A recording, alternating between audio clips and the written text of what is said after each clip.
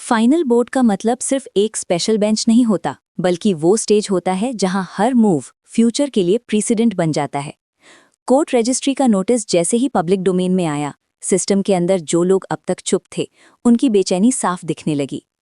आर्या और अनु दोनों जानते थे कि ये हियरिंग उनके लिए नहीं, बल्कि उस आइडिया के लिए है जिसे वो पिछले कई महीनों से जी रहे थे, अकाउंटेबिलिटी विदाउट फियर। गायत्री माँ ने घर से निकलते वक्त सिर्फ इतना कहा, आज बोलना कम, समझना ज्यादा। स्पेशल बेंच के सामने एटमॉस्फेयर अलग था। यहाँ आर्ग्यूमेंट्स लाउड नहीं होते, यहाँ एक एक शब्द तोलकर बोला जाता है। बेंच ने पहले ही मिनट में क्लियर कर दिया, we are not revisiting facts, we are examining intent and impact. ये लाइन सुनकर आर्या ने आर्या की तरफ देखा। दोनों समझ गए कि ये उनका सबसे स्ट्रॉन्ग ग्राउंड भी है और सबसे बड़ा टेस्ट भी, क्योंकि इंटेंट को प्रूफ करना डॉक्यूमेंट से ज्यादा कंडक्ट से होता है। सिस्टम की तरफ से पहली सबमिशन आई, ओवरसाइट का स्कोप रीडिफाइन करने का प्रपोजल, कोर्ट ऑर्डर को टेक्निकली कंप्लाई करते हुए प्रैक्टिकली डाइल्यूट करने का अटेम्प्ट।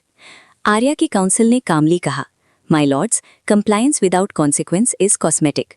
अनु ने डेटा डैशबोर्ड्स के कंसोलिडेटेड इम्पैक्ट दिखाए, वेरीफाइड डिपार्टमेंट्स में एफिशिएंसी, रिडक्शन इन एस्केलेशंस और एम्प्लॉय ट्रस्ट मैट्रिक्स। बेंच ने ग्राफ्स देखे, फिर एक जज ने पूछा, so accountability improved outcomes? Anu ने सिर्फ इतना कहा, कंसिस्टेंटली। ये एक वर्ड ही काफी था। बेंच ने फिर एक अनकंफर्टेबल सवाल पूछा, what happens when oversight makes people uncomfortable? Courtroom में एक पल के लिए साइलेंस हो गया। आर्या ने जवाब दिया, discomfort is not damage, damage is when discomfort is avoided eight public cost. ये जवाब किसी स्पीच का हिस्सा नहीं था, बल्कि पिछले सारे एपिसोड्स का डिस्टिल्ड ट्रूथ था।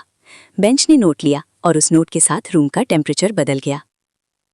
जेल में मीरा को स्पेशल बेंच की खबर मिली और उसने गहरी सांस ली। फाइनल बोर्ड पर ब्लफ नहीं चलता, उसने खुद से कहा। गार्ड ने पूछा, आपको लगता है क्या होगा?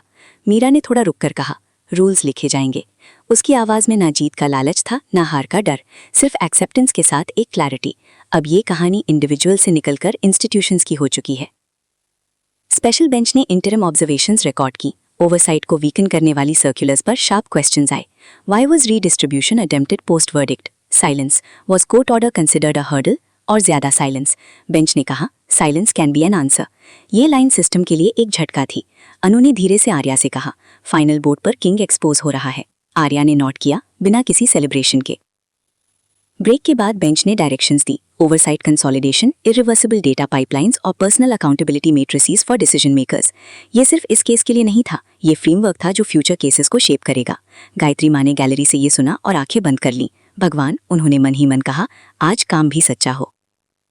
एपिसोड का एंड एक पावरफुल फ्रीज फ्रेम पर होता है। कोर्ट के बाहर कोई मीडिया फ्रेंजी नहीं, सिर्फ एक नोटिस बोर्ड पर चौक से लिखा हुआ एक शब्द, प्रीसिडेंट। आर्या और अनु बिना बोले सीढ़ियां उतरते हैं, जैसे जानते हो कि ये जीत भी जिम्मेदारी है। जेल में मीरा अपनी सेल की लाइट बंद करते हुए कहती है, फाइनल बोर्ड खत्म, अब नया गेम। स्क्रीन ब्लैक होती है और टेक्स्ट फ्लैश होता है,